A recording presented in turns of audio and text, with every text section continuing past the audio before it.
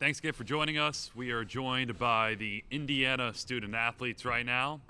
Our satellite coordinates Galaxy 17 K16 slot C, downlink 12024.5V. A few reminders, if you're just joining us, as a courtesy to your fellow media members as well as the coaches and student athletes, please silence all cell phones. Provide your name and media affiliation each time you ask a question during the press conferences. If you're joining on Zoom, please use the raise hand function for questions, and no recording on cell phones or cameras is allowed today. Right. With us from Indiana, we have senior forward Trayce Jackson-Davis, we have senior forward Miller Kopp, and redshirt senior forward Race Thompson. Any questions for the student athletes?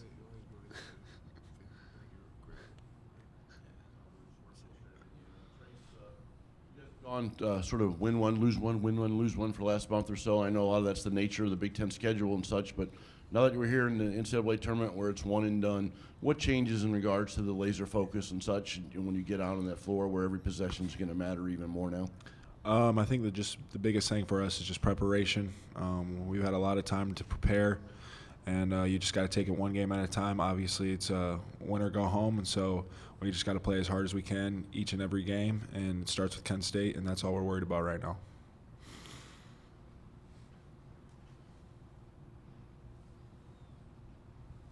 I guess, Trayce, for you, how do you balance that? Do you think at all about wherever the reality that wherever this journey ends in the next 3 weeks, this is the end for you, and all you've talked about wanting to grow into being a leader, a captain, all the things you've accomplished at Indiana, ultimately there's kind of a time limit on them no matter what. Do you think about that at all? Do you process that, or do you just sort of lock that away?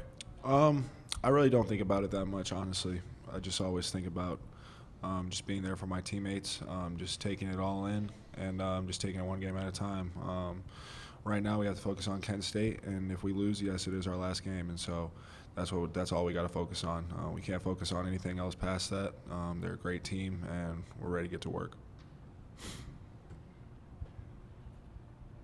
Rick Bozich, WDRB in Louisville. Jay Billis has picked Kent State to beat you guys. A lot of people doing the brackets have picked against you. Are you guys aware of that, and what's your response to it? It doesn't really matter. I mean, we still got to go out there and play the game. I mean, people make brackets for fun, so, I mean, it's all fun, but we're going out there to win the game, and that's the goal at the end of the day. It doesn't matter if people pick us or not. We think we can win any game. Yeah, I agree. It's like Ray said, everybody makes a bracket, and picks whatever team they think is going to win, whatever it is. But at the end of the day, it doesn't matter. All that goes out the window when the ball goes up, to start the game. So for us, it's about handling what we can control and going from there. Abigail Rebel, Times Union. What challenges will Kent State present for you guys? Take that. I mean, Kent State's obviously a really good team. They're obviously in the tournament for a reason, and they've got some guards that are really good off the bounce and can dribble and score, and are threat kind of 3 levels. But defensively they're good as well. They junk it up, they run around, they trap. A lot of it seems a little like chaotic at times, but it looks like they have a sense of how they're rotating and stuff. So. They're a good overall team, but at the end of the day, it's about our principles, and if we stick to our principles, we think we're going to be in a good spot. I guess for Miller, guard-oriented teams that shoot a lot of threes and try to do a lot of kickouts and such have bothered you guys at times this year, but you've seen enough of that now to know is the preparation of what all you've been through to prepare for this game. There's a lot that you can build on from what you've already experienced this year. Yeah, I think one of our best attributes as a team and staff is learning from our losses, taking them as lessons and applying them all to now. I think is the biggest thing. We've played and put ourselves in a position right now to be in this spot, and so we're going to take every lesson, every loss, and use it now, and hopefully use it as a culminated type deal to where that other stuff doesn't hurt us like it did before.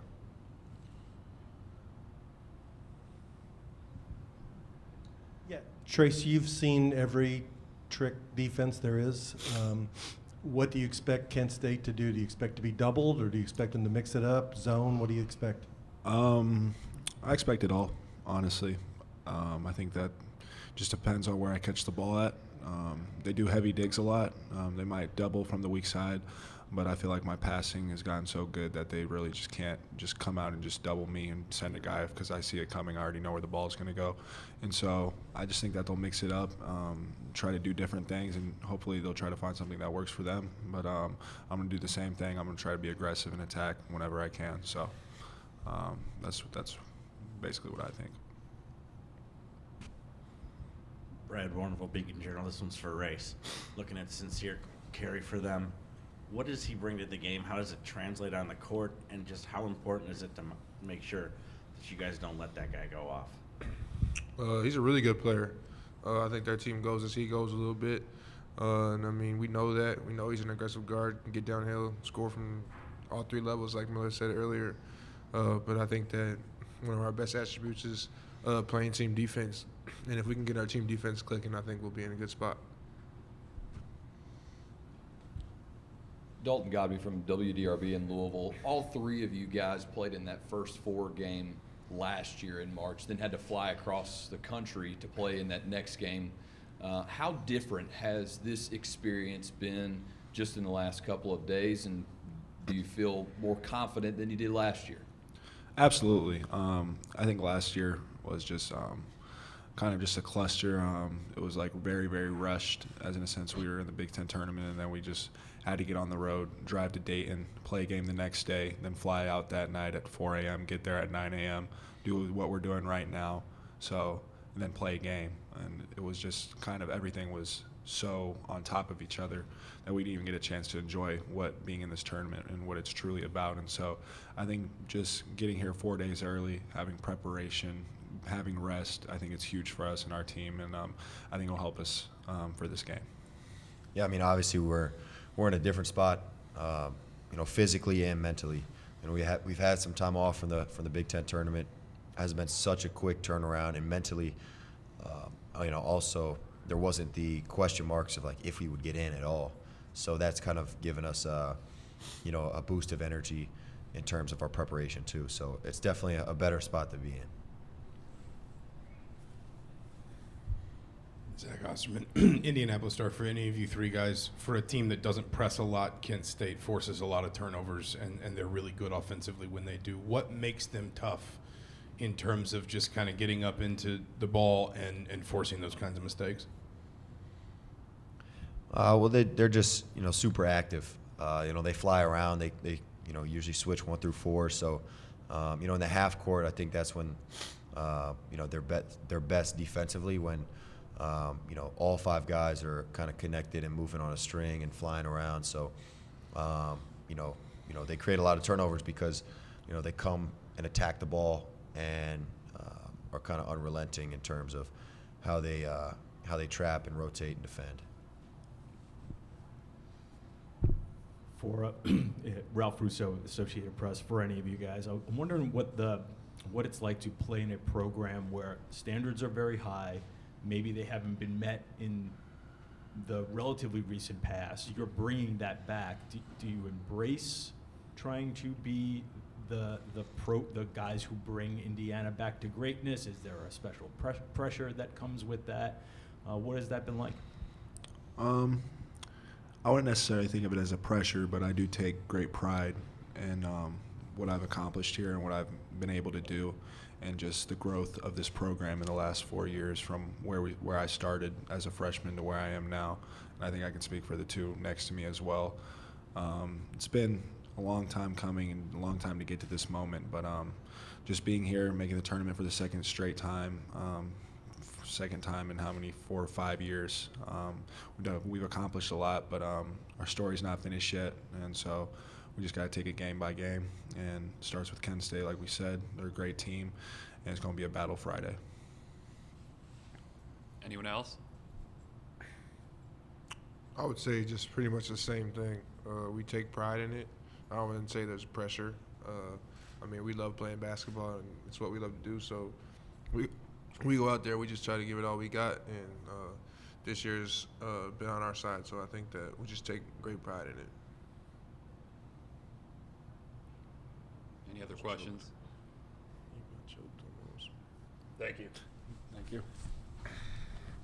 Appreciate you joining us. We'll have head coach Mike Woodson coming up shortly.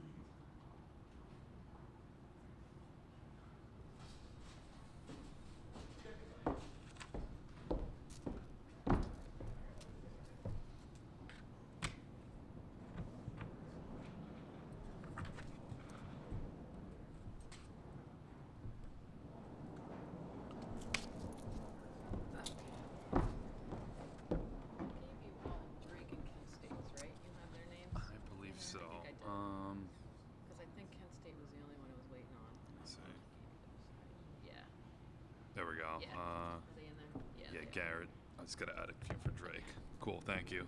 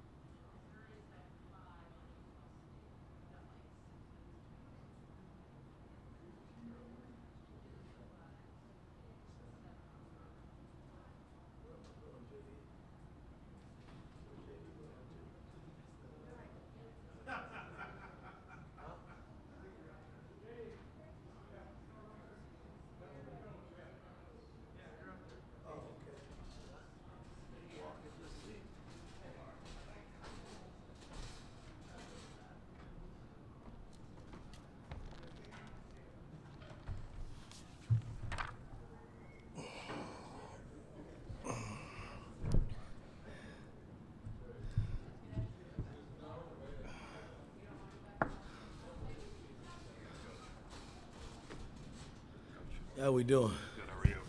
Good. Thanks again for joining us. We have head coach Mike Woodson here. Just want to reinforce a couple of the reminders. Please silence all cell phones, name and media affiliation with your question. If you're joining on Zoom, please use the raise hand function for questions, and recording with phone or cameras is prohibited. We'll open it up to questions for Mike Woodson. Zach Osterman, Indianapolis Star. Mike, you've referenced those early meetings with Trayce a lot in the last few months, just how much it meant to you and how much that bond sort of grew in those first days when Trayce committed to coming back after you got the job. Do you think about that more now, recognizing that wherever this journey ends, ultimately the finish line is in sight, whether it's here next weekend after that? All I can say it's been everything to our program. You know, had he left, to me it would have been just like starting all over again, you know, being a first-time coach. And for him to make the commitment to come back, it really set the stage for where we are today. Because he didn't have to do that. He could have left and went and did his own thing. But it put us in a better position from a program standpoint. And he and I have been able to develop this relationship and help each other. Yes, it hadn't been pretty all the time, but that's a part of coaching. You know, I would be stupid to sit here and say that I don't want the best for my players, because I don't think there's a coach in the world that doesn't want the best for his players. And I only coach one way, and it's hard for me to change. I push players to play at a high level. That's important to me. And in doing that, you learn how to be a better basketball player. You know, I have a track record for that. So I thought last season was a great season for him, and this season he's kind of knocked it out of the park because we've rode him all the way to this point.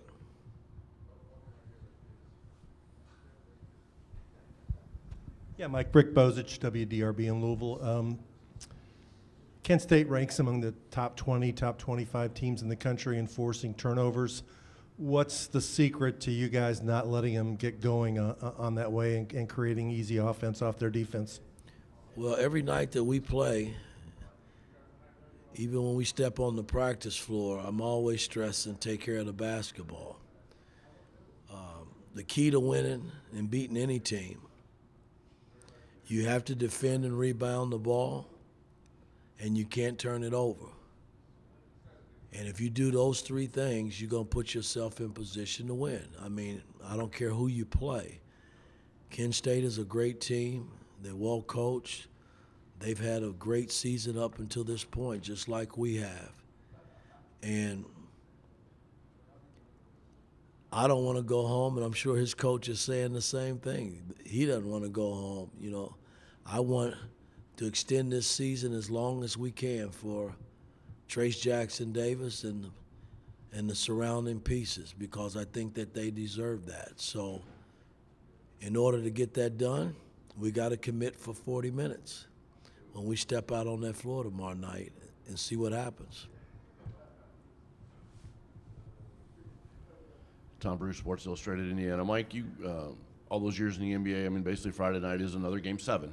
The one-and-done aspect of this tournament, what changes for you this week in regards to preparation or what you might do during those 40 minutes knowing that it's basically another Game 7? It's like do or die. You know what I mean? You can't get around it.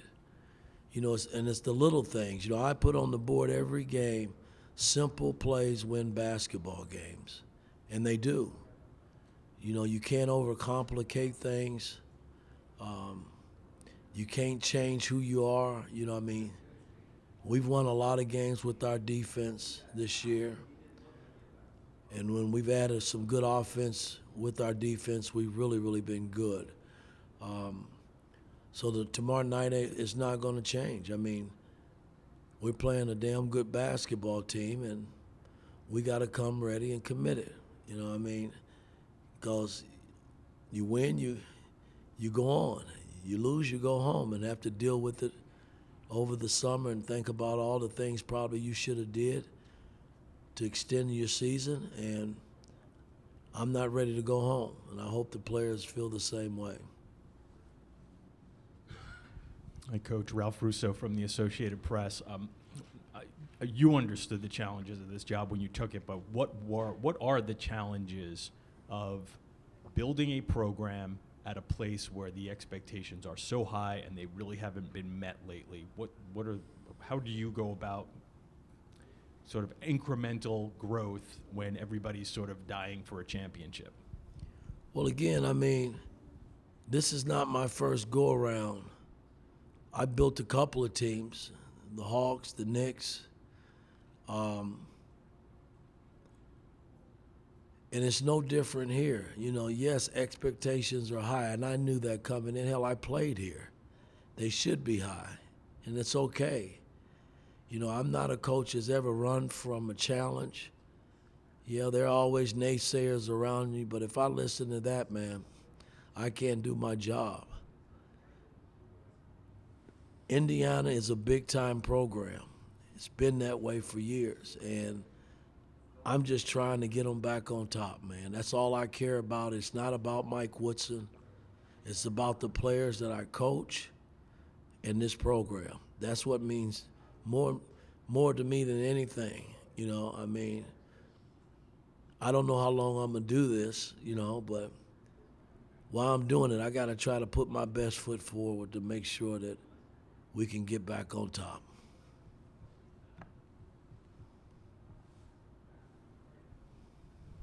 Mike, we're talking about Kent State's defense a lot, but you look at Sincere Carey, the kid can score.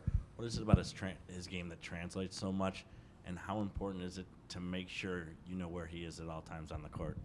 Well, again, it's Carey, it's Jacobs, it's Thomas. I mean, they got weapons all over the court. You know, we just got to be solid in what we do. Carey is kind of the guy that drives this team, and he does a lot of good things offensively in terms of getting the ball where it's got to go, and he can score the basketball. So I don't think, you know, you go into this game saying, hey, you just going to stop. I mean, they got some pieces that everybody's got to be aware of, key matchups all over the floor that we got to commit for 40 minutes to defend. And then we got to make them play us.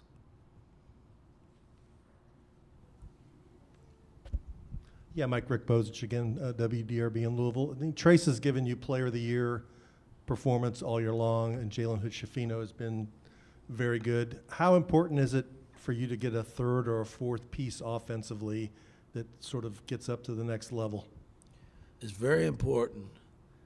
I think as we continue this journey, Tamar and Bates and Miller Kopp and Gallo and Geronimo, the guys that play, Malik, they got to give us more.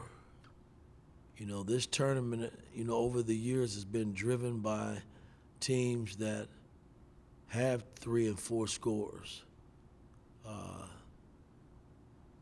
2 or 3 guys that can make the long ball consistently. And, you know, we've been good at times in those areas because when Tamara, Bates, and Gallo, and Geronimo, and Malik are playing well and scoring the ball, it's a deadly combination with our defense, and we've been damn good when we've been doing that. So that's how we got to think going into this tournament. You know, everybody's got to do their part. You know, that's how you advance, and only time will tell.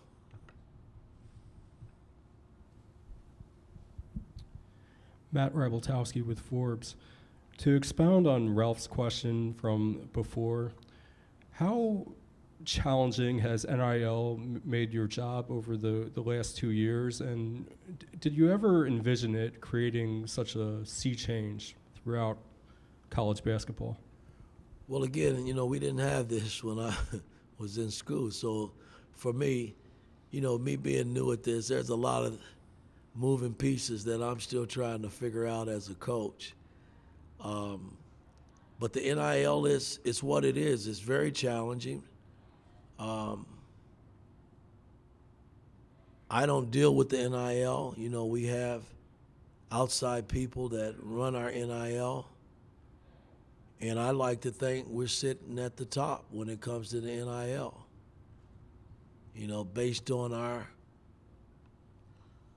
our support from our Indiana base, which is pretty damn good. So by me saying we're sitting at the top, it puts a lot of athletes in a good position when making a decision to come to Indiana University to play basketball or football or whatever sport it may be. But that's not what's driving me. These players understand how I feel about the NIL.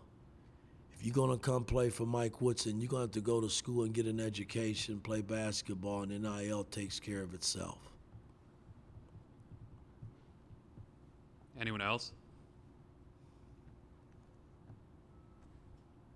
Thanks, Coach. Thank you, guys. Appreciate you joining us. Hammond Communications will post a recording of this press conference in the NCAA